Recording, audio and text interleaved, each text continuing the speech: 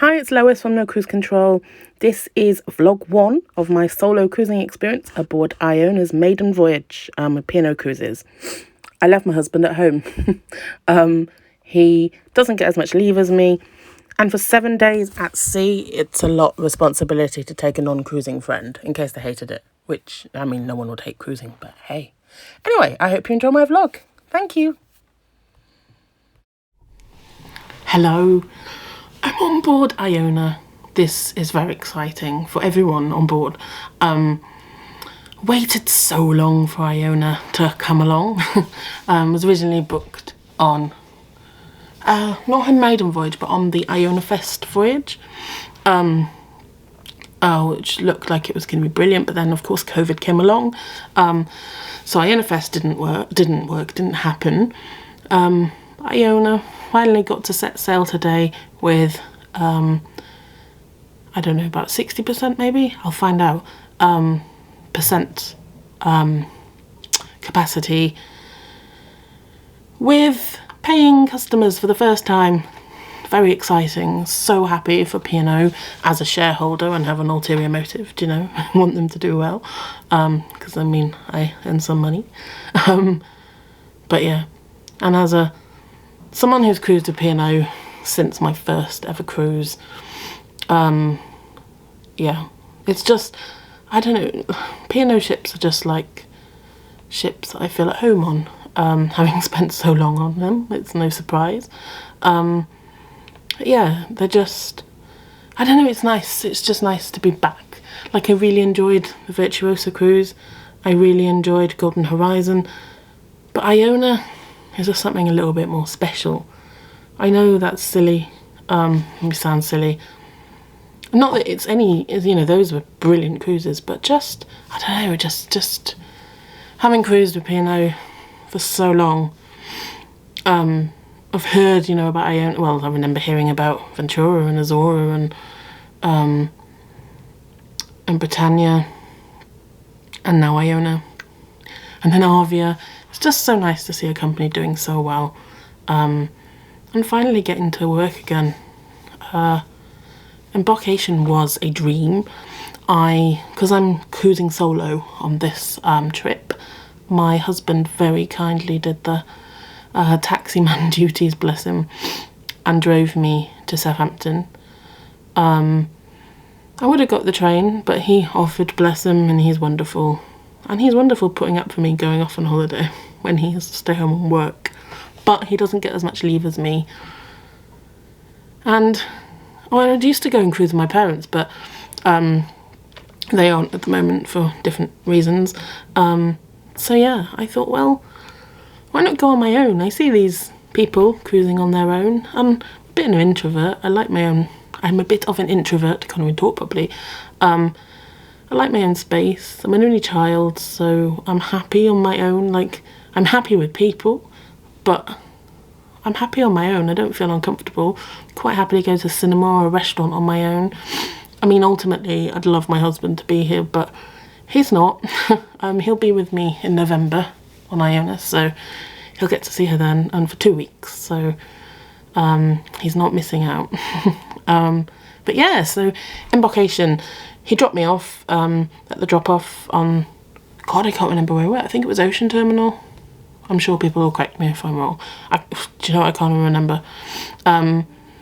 Because I'm Baltic, well, I was Caribbean, but I've very gone up to Baltic tier.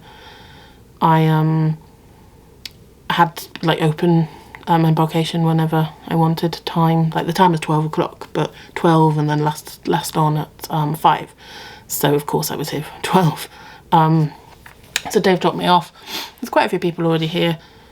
They were good. We were all queued outside the terminal building, and they were going down the queue and checking the times on people's boarding passes, which impressed me, because people, I mean, before COVID it didn't really bother me, do you know, but now COVID's happened, like, you should stick to those times. They're there for a reason, to make everything safe, and the people went, but they were pulling them up on them, and they were sending them away and saying it's not your time yet, so good on them. Yeah, so then boarding pass, everything I had proof of my insurance, but no one asked me for it, which is nice. You know, they take our word for it. To be honest, it'd be me in the poo if anything happened to me and I didn't have insurance. You know, it's not P&O's fault, is it? They'll just take the bill. So vaccination status I had printed off as well, and I had, what else did I have? I had boarding pass. Oh, like a health declaration you just do online, check in online and do, but they did it with me again. So I'd checked in online previously, so I'd also taken a photo, which is awful, but it comes up when they swipe my card. And I'd filled in the questionnaire, and I'd registered my card as well, payment card, so that made it all a bit shorter. Then we were taken round the corner, kind of into the luggage hall bit, and they did the COVID tests there. So we queued a little bit, but it wasn't, well, I say we, it's like the royal we. I queued a little bit, but it wasn't long. Everyone was cheerful and happy and excited to get on Iona. There was a gentleman from Salcombe Gin behind me. He was on with if you're medical, he was on with a pot that you do like a 7-day urine collection sample in for if you're being tested for copper in your urine and like Wilson's disease and stuff. So I'm looking at this as a nurse thinking, oh my god, is he doing his 7-day urine collection on a ship? Like, please do it at home. You don't want to have your big plastic bottle, like a big huge 5-litre bottle thing of, not 5 litre, it'd be more than that for being all week long, but and it wasn't for urine at all, thank God. It was for gin, or something to do with gin. So he was a contractor from Salcombe, is it gin? It was quite funny because I could hear behind me whenever I went to the next check-in desk, because we were the only two kind of young people amongst a groups of couples of older people. I think the assumption just was we were together, which clearly we went. I have a husband and he probably has someone too.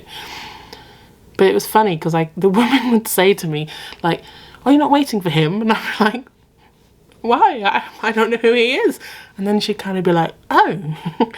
And then I could hear at one desk, they were like, oh, you're not going with her? And he was like, no. So, that was quite funny. But I did say I was gifted a little bottle of Maribel gin a few weeks ago in the hamper, P&O hamper, and it was delicious. So I was like, oh, I do like your gin. And he did say that they were hoping to distill every day, I think. I don't know what the right terminology is. I like gin, but I'm not a massive gin drinker, though if you saw our home and our lounge, you'd think differently. There's bottles of gin everywhere. But I'd have a gin and tonic, but I wouldn't drink to excess, because I don't really ever. I think I have a bit of fear of vomiting, so I don't drink much at all. I was saying that I had a rhubarb Aperol spritz on board coming on, and that was delicious. Anyway, I digress massively. So gin man, was behind me, and he wasn't collecting urine, he was collecting gin. But I'm checked in for the COVID test. COVID test was very straightforward. They wanted to just check that they had the right mobile number for you, because that was how they were going to give you the results, which I thought was really good. It's very organised. So then, test done, up each nostril, nothing in the mouth, made me sneeze as normal, know that it's done properly then. And then you got a text immediately saying, from P&O Cruises saying, you're registered properly on this, we'll send you the results. And then we went back to the main entrance of the terminal building and into the terminal. Initially went to some ladies on the side, and she went through the health questionnaire again just to check all the answers. I think they're just checking, that people don't forget. And, there's just the normal, have you had diarrhea and vomiting, and have you been in contact with someone with COVID, and have you had COVID, and all that jazz needs to be done to keep us all safe. And then after that, we were then instructed to sit down, the big area where we used to sit whilst we were waiting to get on before COVID. we'd sat socially distanced there, and you waited for your result. It just, like, I don't know why I feel nervous now waiting for cruises. It's like waiting for exam results. The test itself isn't a problem, do you know? Like, even if it was like, I don't know, right down the back of your throat, like I'd have that, you know, to get on a ship, that's fine. The waiting for the results, even though I know I'm double vaccinated and have been for ages, and have no symptoms, and do lateral flows like all the time for work, being an ICU, being a nurse that works on ICU. So, do you know, I knew that it was very unlikely I had COVID, but still you worry, which is bizarre. And like worry within like getting really nervous. But then I think it's just the thought of, my God, if anyone got this far and then got turned away, how awful that would be. I feel for them so much. I'd be in tears. I was saying to Dave, I'm like, oh, if you have a phone call from me going, oh, tested positive, I'd be more upset the fact I was missing my cruise than the fact I tested positive and put him at risk, bless him. But he was like, oh, if that happens, just ring me and I'll come and pick you up. I'm like, oh, bless him. But then I was like, well, if that happens, probably you that's giving it me and we'll have to self-isolate for days. But anyway, didn't happen, so all good. And then what happened? So then, oh yeah, then as soon as you got your text to say you are free and clear and negative, then invited to check-in. There was a priority check-in for Baltic, Caribbean and Ligurian members, but the normal check-in was completely empty, so just went to check-in, and then they stamped like priority all over, which was nice. You always feel a bit special, even though you know you're not. And then onwards to security. So security, I always set off the security gates. I think it's my Birkenstocks most of the time, so I took them off. Brought my laptop with me on this cruise. I'm not entirely sure I'll use it, to be honest, but I just thought I'll bring it in case. So I had to get that out. And I bought my North Face rucksack that I use for work, just because now I've got so much paraphernalia that I like to do these vlogs and stuff with. I just thought it'd be easier to carry it in there. And it'll be handy as well for the last night to not have to chuck everything in such a small bag. Then, yeah, and then got on the ship after security, straight onto the ship. Welcomed aboard by an officer, and then looked at my, well, swiped on with the boarding pass, welcomed on by an officer standing there, sent in the direction of my muster station, which was the headliner's theatre. Obviously I have no idea where anything is on this ship, but then I feel that no one does really. But just wander around. I've managed to help a few people with directions already, bless them. Like usually older people, and they're like, do you know where this is? Well, actually I do, you're lucky. And yeah, I think the Sky Dome it was. I was like, oh, I do know where the Sky Dome is, I've been there, I'm going there now, follow me. They were very grateful, bless them. And then went to, there's a few people like staff dotted along the corridor as I walked to headliners, and they were all like, hi, welcome aboard, and I was so like happy. Obviously walking along here I had my mask on. I had a nice little themed mask as well, do you know, anchors, as I'm sure you'll all understand. It's nice to have a bit of, you know, fun. Then in just outside the headliners, the gentleman swiped my card and was like, you've checked in now at your muster station, you don't need to come here at 5 o'clock, which was good. And then I was shown in the direction of my cabin. So sent to the lift, came up to the 12th deck, deck 12, and my cabin was really close to the, I think it's the forward lifts. Yeah, I'm pretty sure they're the forward lifts. So I have a balcony cabin. I initially tried to book a single balcony, but they went like really quickly. So then I was like, oh, do you know what? It's a once in a, well, it's not a once in a lifetime. It's a, the maiden voyage is a once in a last, well, 3 in the last few months. Pre-COVID times would have been a once in a lifetime. So I was like, do you know what? I'm going to treat myself. In my job, I see young people die every single day. and people lose their loved ones and whatever, so I'm just like, do you know what, life can be short. I am going to treat myself. So treat myself I did, to a balcony. It is lovely. So we turned up to the outside of the cabin, and there was an envelope in the, you know, the letterboxy bit, and in it had like onboard information and my card and a map as well, you know, the usual P&O deck plan map, which usually I'm like, oh, I don't need that, know the ship like the back of my hand, but this ship, no, I need it. Although I think I'll just follow my nose, to be honest. Can't get lost. Well, maybe you can get lost, but there's a limit to how lost I can get being on a ship. I'm usually quite good with directions. Once you show me something once, I'll find it again, but we'll see. Could do that, prove that wrong. So yeah, I came in and then had a look at the cabin, and it's lovely. Let me try and show you a little bit. So my bed is there, my sofa is behind me here, and you can't really see the balcony because it's dark. But the balcony, I'll put a picture up. In fact, I'll have put loads of pictures up, I'm sure, as we go along with it.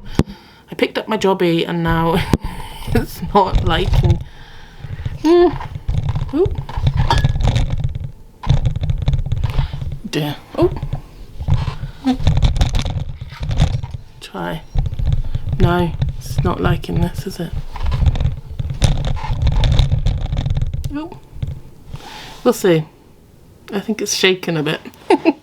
The balcony, I'm just blown away with the balcony. It's amazing. It's huge. It's literally on the deck plan. It's like the same size as the cabin. It's just ginormous.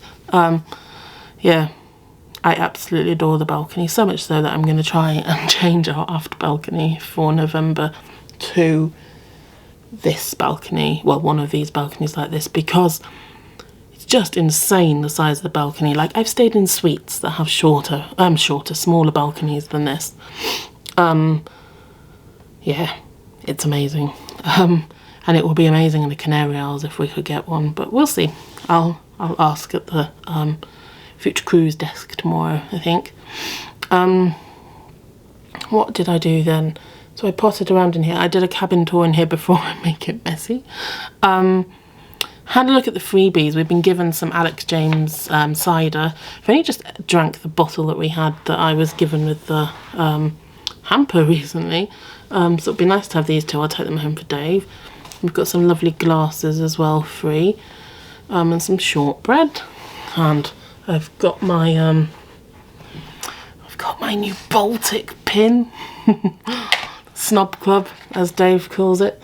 Affectionately calls it the Snob Club. Yeah. How did I do then? Then I went for lunch. Went to the Keel and Cow. So P&O's new web based app worked really well when there was like only 100 of us on the ship, and it seems to be a bit slower now and a bit but I'm sure they'll tweak around with it and see what happens. So basically you can book meals on there, and I thought, oh, I'll see if I can book the Kill and Cow, because I thought the Kill and Cow and the Prime Minister burger and all that, I thought it'd be really popular. So I was like, well, I'll try and book it for my first day for lunch, and then if I don't get in for the rest of the holiday, it's not so bad because I've been. Oh, it was really nice, really delicious. I couldn't eat it all though, I was full. And then actually I peaked too soon. I didn't have dinner this evening because I'm just still full from this huge burger. But yeah, delicious, really nice. Definitely we'll go back there, and if not on this cruise, we'll definitely take Dave. He'll like that burger a lot. And I had a rhubarb and Aperol spritz drink, which was very nice.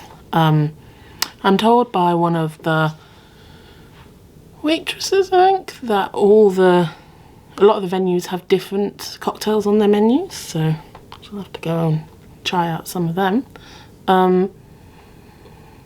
It's weird having to pay for my drinks, so I can't get too carried away, because like, yeah, the last few cruises they've been included. The next few cruises they're included. P&O, anything free ever. Apart from Maiden Voyage stuff, like, granted, but otherwise, no. But then, do you know what? Whatever. People are loyal to P&O, me included, so... Although now I've seen the light with MSC Yacht Club. And, what else? Well, Golden Horizon, that was nice. So, we'll see. And Princess with their ad drinks and Wi-Fi and stuff, so...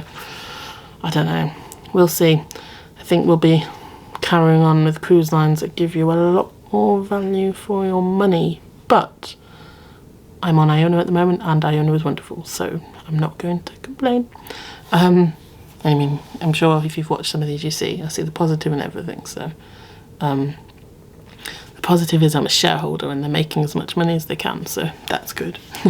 Yes, I didn't have dinner.